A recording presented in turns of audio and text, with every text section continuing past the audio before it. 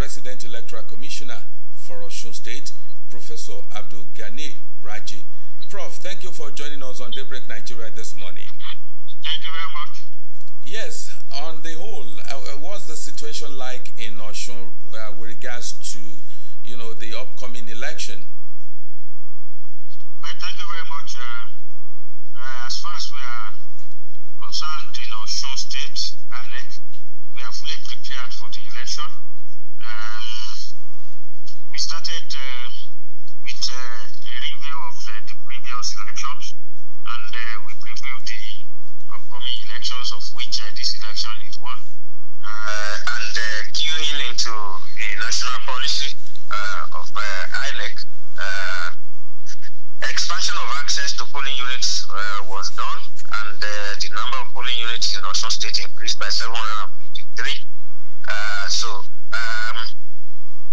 We move on, and then we did the continuous voter registration, and people are collecting their cards now.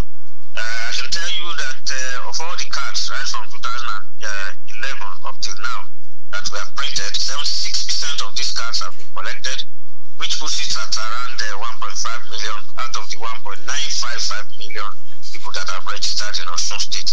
That's quite a high figure, and so we're quite set, but the collection of cards continues up till 3 p.m. today, when it will close. So we monitored the primaries and everything went on well, and so at the end of the day, 15 political parties are fielding candidates. We embarked on engagement of stakeholders and extensive voter education and sensitization. So up till tomorrow, the day of election, that's Saturday, we will continue playing our jingles. We have about 11 jingles that we are playing that cut across the voting procedures, discouraging people from vote buying and selling, discouraging them from violence, and a number of other issues that we are trying to encourage people on. So we continued with that, and we have trained all the staff and other stakeholders that will partake in this election, including the observers, monitors, and security. So these are the steps that we have taken. We have taken delivery of all these non-sensitive materials. They have been patched, and they are ready at the local government area offices to be taken to the polling units tomorrow. To the registration area camp tomorrow, and then to the polling units on Saturday. Now, we have also taken delivery of the sensitive materials, and these would be moved to the local government today in the presence of the agents of the political parties. So the movement will start any moment from now. We are starting from 10. So we are fully prepared for the election. And we want to thank the entire people of OSUN State. They have been cooperating, and we are also cooperating with them. We have resolved that we want to conduct a free, fair, credible, inclusive, and conclusive election in OSUN State. All right. Thank you very much, Prof. Now, let's talk about security. How ready do you think the security agents are for this election? Yeah, the security agents are fully ready. We have been working together. We have, in fact, that's why I said we engage them as well. We have trained them, trained the security agents, and we have the Interconsultative Committee on Election Security. We have been meeting regularly, and all the security chiefs have been cooperating very well. So they are fully ready. We have deployed quite a substantial number of security agents that will cover this election. And the OSUN State has remained calm relatively over the last 1 year. So you can't but have some skirmishes here and there, but the tension is not that high. So we are rest assured that they will do their job. And like, how many ad hoc staff have you recruited for this exercise? Well, we have over 16,000 ad hoc staff that will be working, of which about 15,000 of them are UCO members or past corpers within the last 3 years. So they have been trained adequately over 12 weeks, contrary to the 1 or 2 days training that we used to do before. So every one of them have very good grip and hands-on on the beavers. And so we are very good at operating it now. Last week, we conducted a mock accreditation to test the functionalities of the beavers, and we recorded 100% functionality in about 6 local governments that cut across over like 12 polling units. And we were happy that people came out to test how valid their registration is. So we are fully prepared. We have trained them. Okay, now, yes, talking about ad hoc staff, we read in the newspapers and even on, we had on the electronic media that in OSUN State, physically challenged people with disabilities are being deployed for the first time to, partake in the electoral process as, ad hoc staff. How true is that? Yes. And how many of them? Well, that's an initiative that we have taken in OSUN State because here we have been working with the joint organization of the people with disability.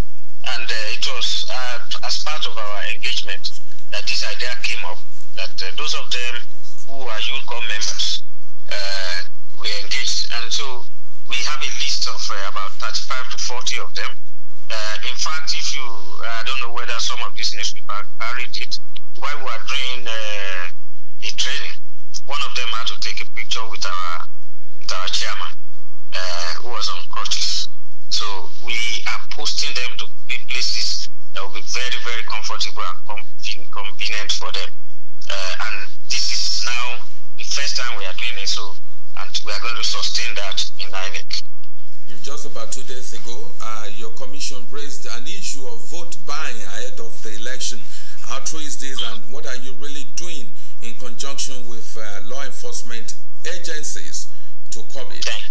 Thank you very much. I like the way you have put it. In conjunction with them, we are working seriously to ensure that there will be no vote buying and selling, to ensure that there will be no vote buying and selling. So, and you know there are a lot of measures that we have also put in place. Our cubicles have been redesigned, but we need the cooperation of the community as well. Our staff, that's the ad hoc staff who arrive at the polling units early enough. We want to ensure that they get there maybe around 6:30. So while they are setting up the place, the community too can actually, especially the elder statesmen, can assist them to ensure that where the cubicles are placed is such that secrecy of voting will be ensured. So once that is done, it is against the law for somebody who has cast his vote within the cubicle to come out and start showing it to people. That is running foul of law, and such a person will be arrested and handed over to the security agent and will be prosecuted thereafter. So those are the steps that we are taking. That is our area. That's within the precincts of the polling units. So anything outside 300 meters radius outside the polling units, please don't ask INEC anything about that. That is a criminal offense within the city. So, but within the precinct, we have the power to hand over such people to security agents. Okay. Any exchange of money within 300 meters, it is part of our responsibility.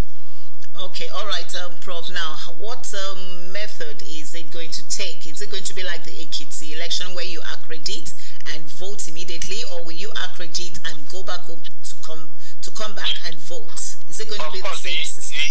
The issue of accreditation and then going back home stopped far back as 2015. So all the elections that we have conducted after that, accreditation and voting run simultaneously. Okay, now, yes, let's quickly talk about the issue of collection of PVC that you talked about earlier, that is still going on, and that it will end by, is it 3 today? Yeah, 3 p.m. today. Okay, now, are you really impressed about the way people have been coming to collect, their PVC? Because in some states, like Lagos recently said, the number of people collected PVC, fell short of expectation. Are the people of OSUN, really heeding your call to come for their PVC? Yes. And added to that is the issue of logistics for the election. Like the election held in Ekiti just last month, polling units, the officials got to most of the polling units well ahead of time. What are you doing to ensure that materials get to polling units at the appropriate time?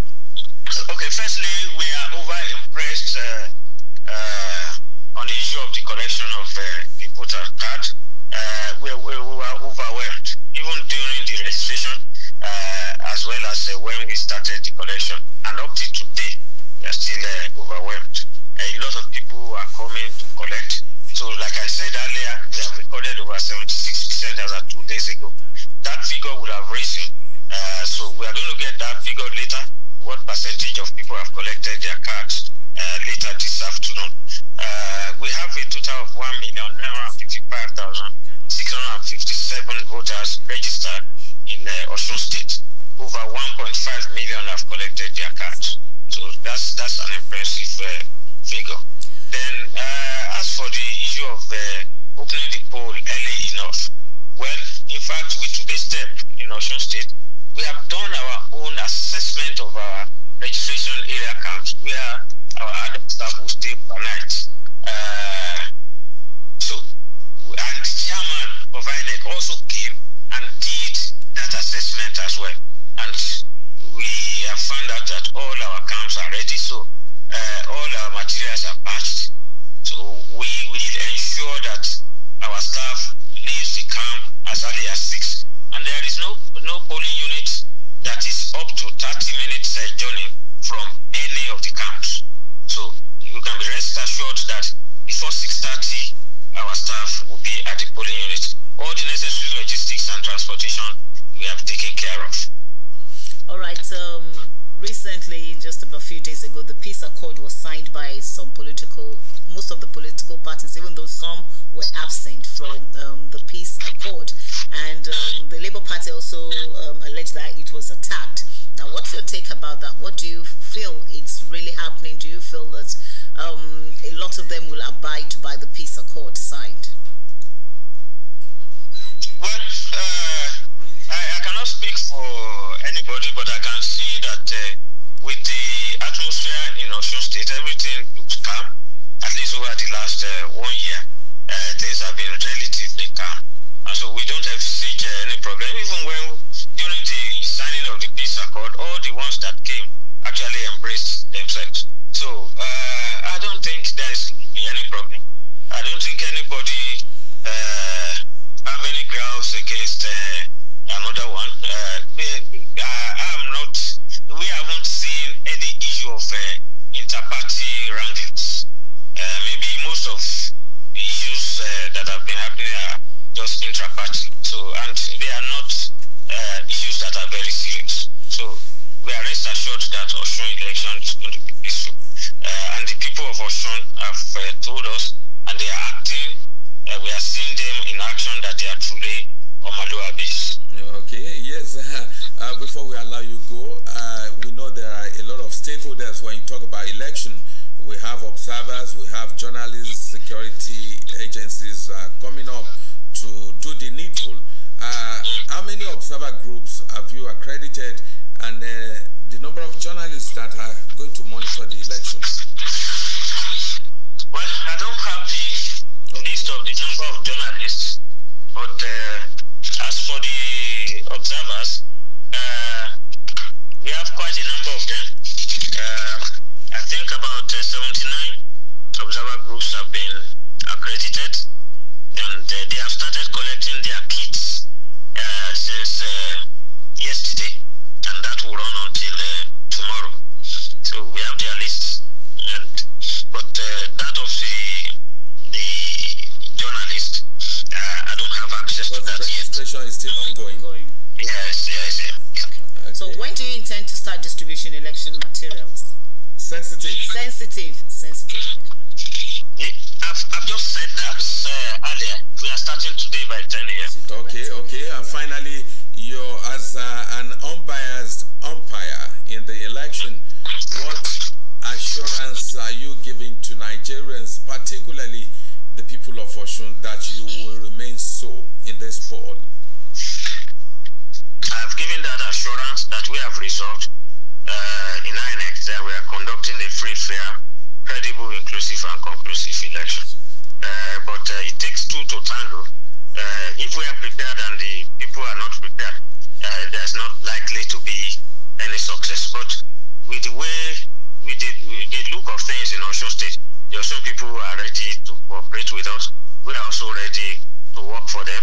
And so, putting the two together, everything looks very good as far as we are concerned.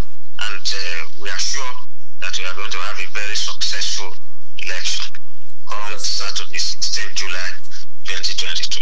Professor ABDULGANIYU is the resident electoral commissioner in OSUN State. Thank you for joining us on our program this morning, and we wish you each free election in OSUN. Thank you very much.